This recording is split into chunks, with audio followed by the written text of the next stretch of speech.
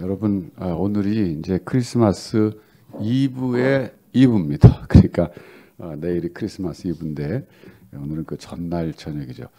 원래는 크리스마스 이브 날 우리가 예배를 드리곤 했는데 지난주에 광고 드린 대로 이번에는 저희가 그 예배를 스킵하기로 건너뛰기로 했습니다.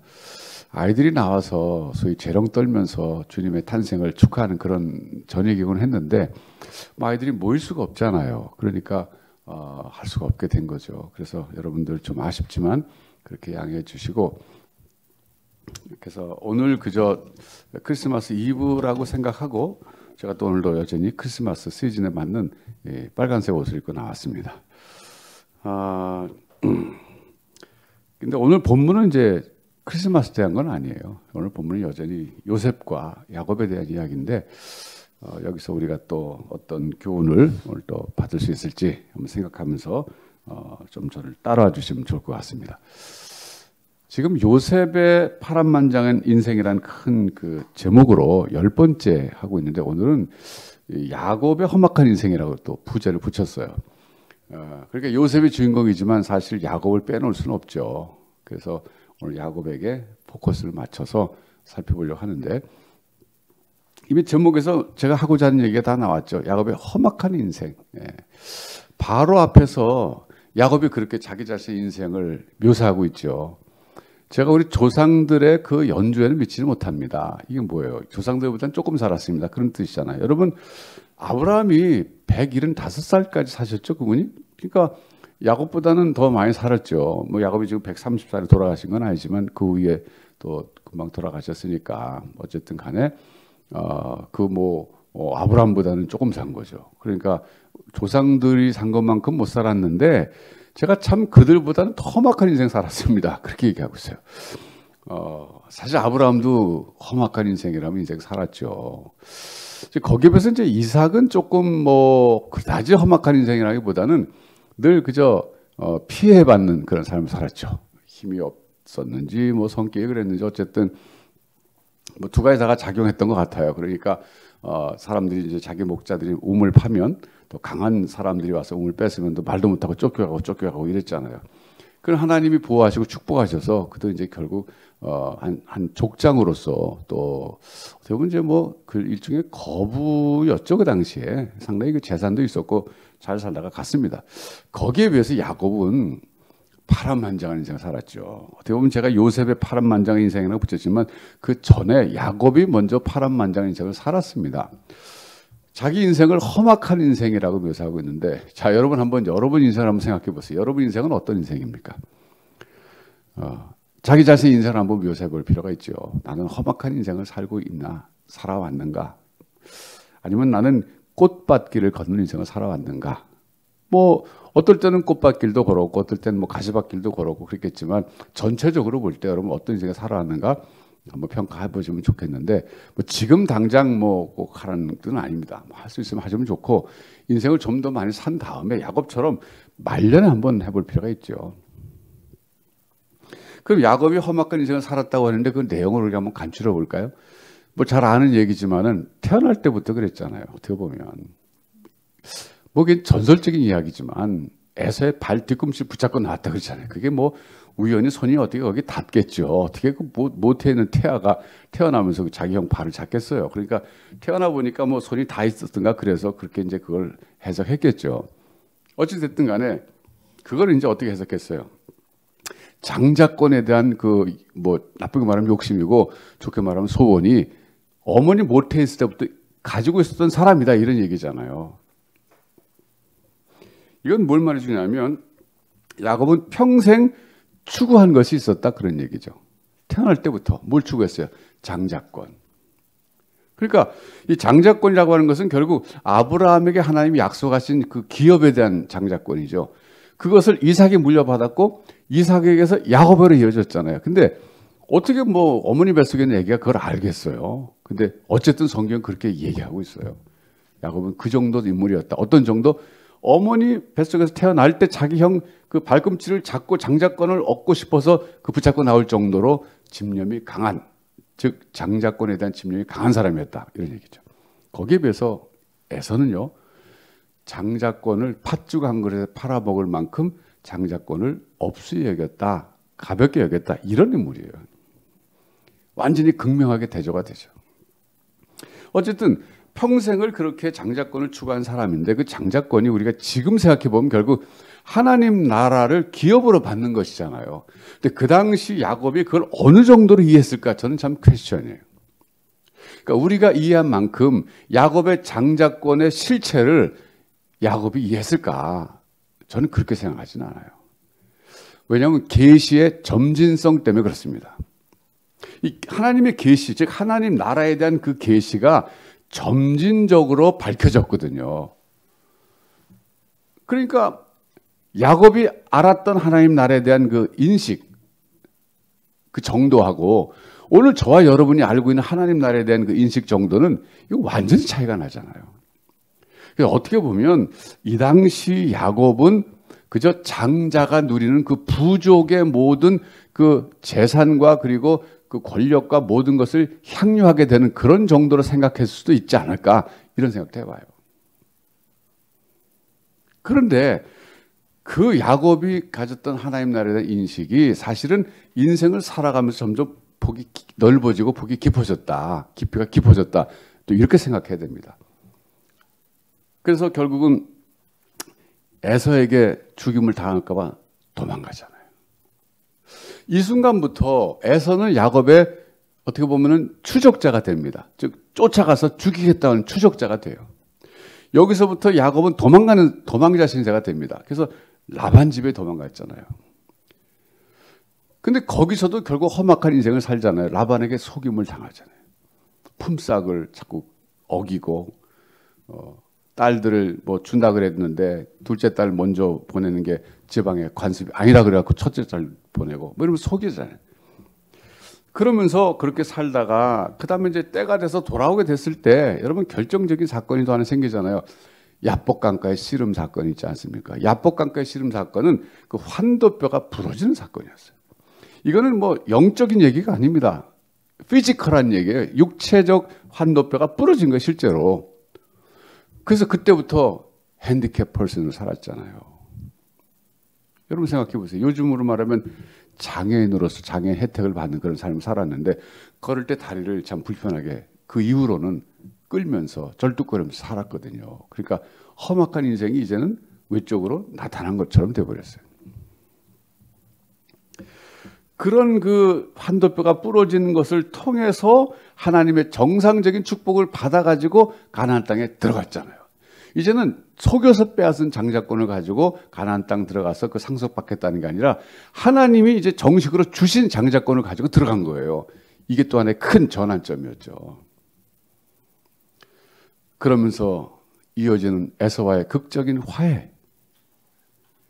얼마나 참 감사했겠어요. 에서랑 화해했을 때. 그것도 잠깐이었죠. 자기 딸 그 참 딸이 나갔다가 세겜 족속에게 그 참 성폭행을 당해가지고 또 돌아왔을 때 그 충격. 그러면서 또 그 자기 아들들이 잔인하게 세겜 족속을 또 살해해서 죽였을 때 그 또 충격, 고통, 이런 게 다 험악한 인생의 콘텐츠들이었습니다.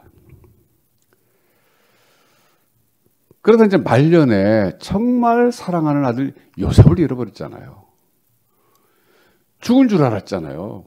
얼마 동안 적어도 한 13년 이상 죽은 줄 알았잖아요. 그러니까 오늘 이렇게 다시 만나잖아요. 만나서 바로 앞에까지 서가지고 바로를 축복하는 인물이 된 거예요. 자, 여러분 생각해 보세요. 이 당시 바로는요, 오늘날로 말하면 최강대국의 지도자입니다. 그러니까 요즘으로 말하면 뭐 시진핑이나 이제 그 뭐 미국 대통령 정도가 되는 거죠. 이런 인물을 축복한다는 것은 이건 뭐 그냥 어떻게 보면 그 바로가 축복을 받은 것도 이렇게 생각을 받을 수 있죠. 연장자니까, 노인네니까 자기보다 뭐 훨씬 인생을 많이 산 사람이 자기 축복해 준다고 할 때 싫어할 사람은 어디 있겠어요. 그런 차원에서 받은 것일 수도 있지만 사실은 우리는 좀 다른 관점에서 봐야 돼요. 왜냐하면 야곱은 그 당시에 하나님이 세우신 한 그 선택받은 종족의 족장이면서도 축복권을 가진 사람이었어요. 지금 보면 아니지만 나중에 보면 12아들들을 쫙 마지막에 말년에 축복기도 해주잖아요. 이삭도 야곱을 축복기도 했고 다 그게 전해서 내려오는 거거든요. 아브라함은 중보자 역할까지 했잖아요. 그러니까 이 아브라함과 이삭과 야곱은 족장들인데 이 족장들이 하나님 어떤 영적인 권위도 주셨다는 거예요.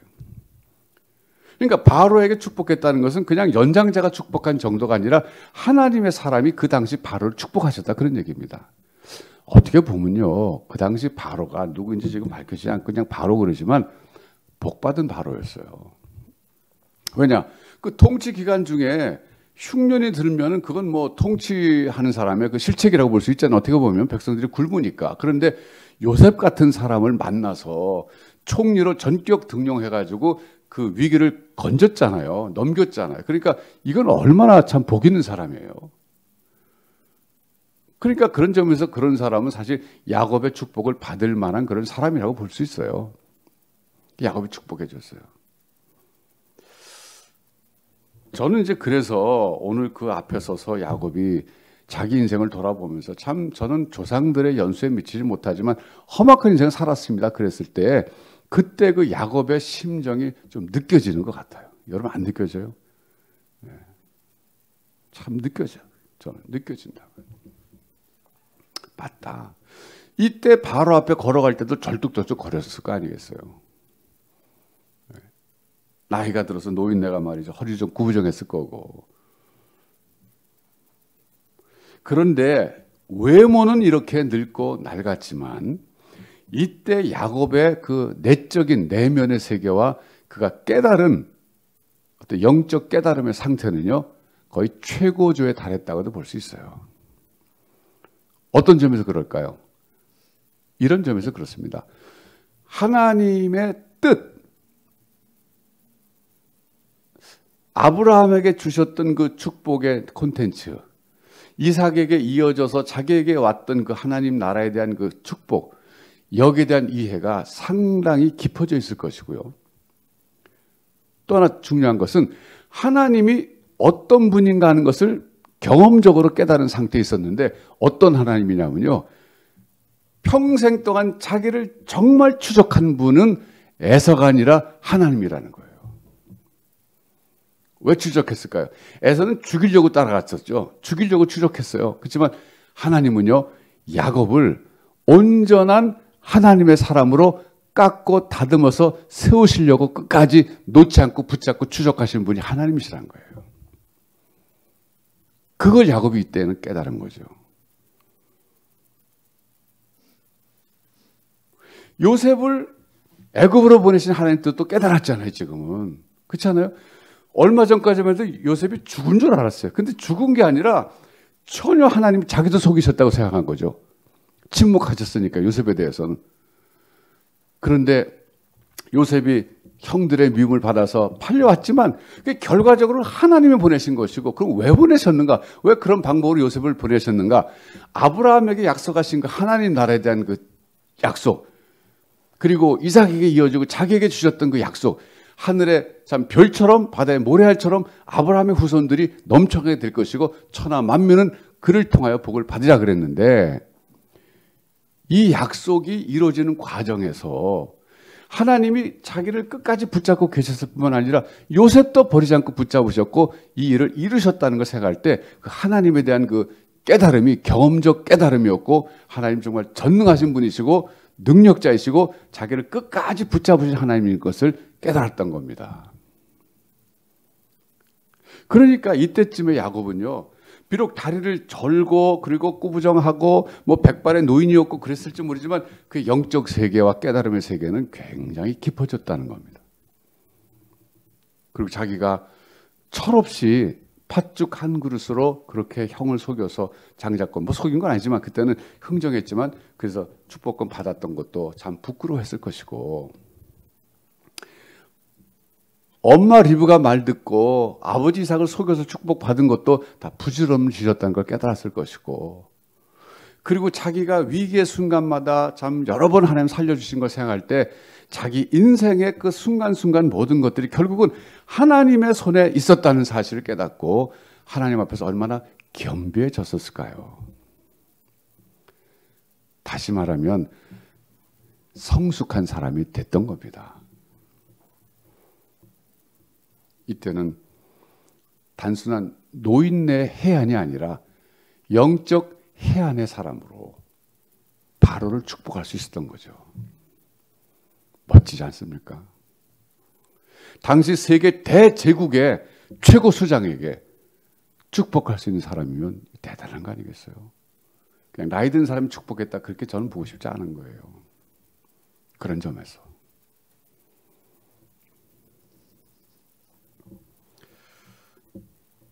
이때쯤에 야곱은 여한이 없다, 이런 상태였죠. 그 일찍이 그랬잖아요. 요셉 만났을 때 이제 너를 만났기 때문에 나는 죽어도 한이 없다 그랬잖아요. 그 짧은 말 속에는요, 이런 모든 콘텐츠가 다 들어있는 겁니다. 하나님의 그 깊으신 뜻을 이제 깨달은 거예요. 자기가 왜 젊은 날에 그렇게 고생할 수밖에 없었고, 왜 에사에게 쫓길 수밖에 없었고, 왜 라반에게 속았고, 그리고 뭐 겪었던 모든 수많은 일들이 주마등처럼 지나가면서 요셉을 만났을 때, 그 순간 다 깨달은 거죠. 어떻게 보면.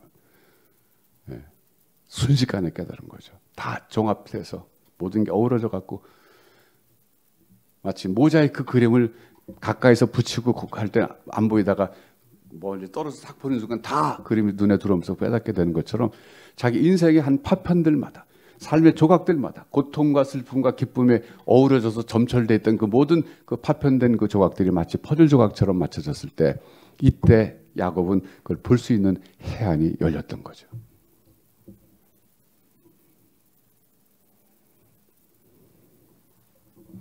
그래서 자기 인생을 향하신 하나님의 뜻과, 그리고 아브라함의 후손을 통하 이루고자 하신 하나님의 뜻을 나름대로 확연하게 보게 된 겁니다. 그래서 행복한 말년, 노년을 보낼 수 있었던 거죠. 더군다나 바로가 땅을 주잖아요. 요셉이 그러잖아요. 그죠? 원하는 땅 마음대로 가져라 그러잖아요. 이거 뭐 대단한 거 아니겠어요? 근데 이미 요셉은 땅을 정했잖아요. 고센. 예. 왜? 거기가 목 취급하기 좋으니까. 그랬더니 바로가 그러잖아요. 너 형제 가운데 똑똑한 사람 세워서 내 가축도 돌봐주게 해라. 여러분, 애굽 사람들이요, 목자나 목동들이 하는 일을 좀 천시했답니다. 뭐 우리나라도 백정은 좀 천시했잖아요. 예. 막 거기 좀 그랬던 것 같아요. 그렇지만 당장 뭐 그런 바로의 그런 양떼, 뭐 소떼 이걸 누가 돌보지 않으면 궁중의 음식을, 식물을 누가 되겠어요? 그 중요한 건 중요한 거죠. 그걸 믿을 수 있는 사람, 요셉 형제들에게 맡긴 거죠. 이거는 어떻게 보면 굉장한 일거리를 정부로부터 받은 거나 마찬가지예요. 그래서 그 땅에 살면서 나중에 430만 명 되잖아요. 대단하잖아요.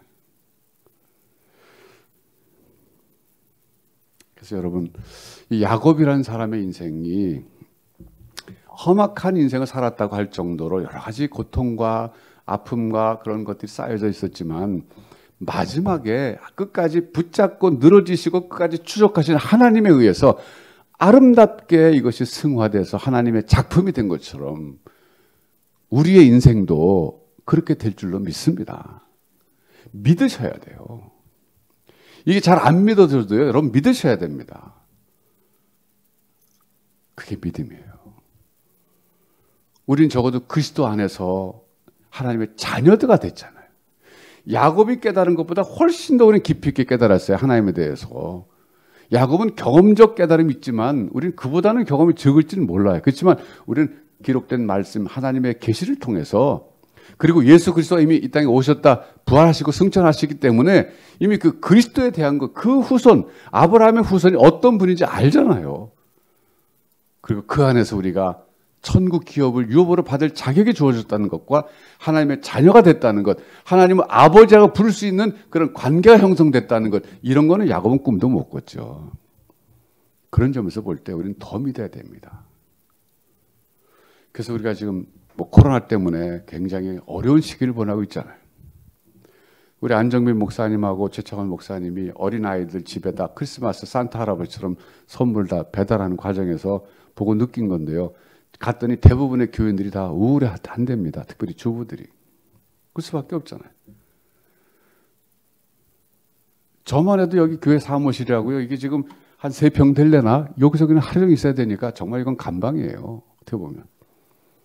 잘 나가지도 못하잖아요. 어디. 이게 자꾸 지속되니까 우리 삶이 요즘 얼마나 고단합니까? 피곤하고 그러죠. 지금쯤 옛날 같으면 크리스마스에 캐롤이 막 울려 퍼지고 막 그래. 지금은 뭐 캐롤을 틀지 않지만 뭐 좀 조용하잖아요. 그러나 우린 이 크리스마스 이브의 이브날 저녁에 하나님 앞에 모여 예배드리면서 야곱의 생애를 돌아보면서 우리 생애를 다시 한번 재점검해 볼 필요가 있다는 말입니다. 그리스도께서 이미 오셨어요. 야곱은 멀리서 내다본 그분이 오셨어요. 우린 그분 안에서 지금 살고 있는 것이고 하나님께서는 우리에게 약속하셨잖아요. 그리스도 안에서 자녀 삼아 주셨기 때문에 끝까지 책임져 주시겠다 그거예요. 그래서 우리가 구원의 확신을 가질 수 있는 것입니다. 구원이 우리 힘으로 이루는 것이라면 우리는 확신이 있다가 없다가 그랬을 거예요. 그러나 하나님이 붙잡고 계시기 때문에 우리 삶은 결코 실패로 끝날 수가 없다는 거예요. 야곱의 생애 속에서 하나님의 집요함을 봅니다. 끝까지 야곱을 추적한 사람은 에서가 아니라 하나님이셨다는 거예요. 사랑의 추적자, 이게 맞습니다. 그 하나님, 오늘 여러분을 추적하고 계시다는 사실을 잊지 마시기 바라요. 이것이 번거로운 일이나 귀찮은 일이 아니라 행복한 사실이 될 줄로 믿습니다. 기도하겠습니다. 하나님 아버지 감사합니다. 야곱의 생애 속에서 끝까지 추적하시면서 결국은 야곱을 하나님의 사람으로 세우신 하나님께서 오늘은 우리 각자 한 사람 한 사람의 진정한 사랑의 추적자가 되셔서 오늘도 우리를 추적하고 계시고 붙잡고 계신 줄로 믿습니다. 코로나 시절에 암울하고 어렵고 경제적으로도 사회적으로도 영적으로도 힘든 이때이지만 그러나 변하지 않는 하나님, 끝까지 나를 놓지 않고 계신 하나님께서는 사실을 믿음으로 이 어려움을 극복할 수 있는 우리 모두가 되게 하여 주시옵소서. 말년의 야곱처럼 다듬어진 상태에서 하나님을 찬양하며 편안한 삶을 살 수 있는 저희들로 또한 축복하여 주옵소서. 예수님의 이름으로 기도하옵나이다. 아멘.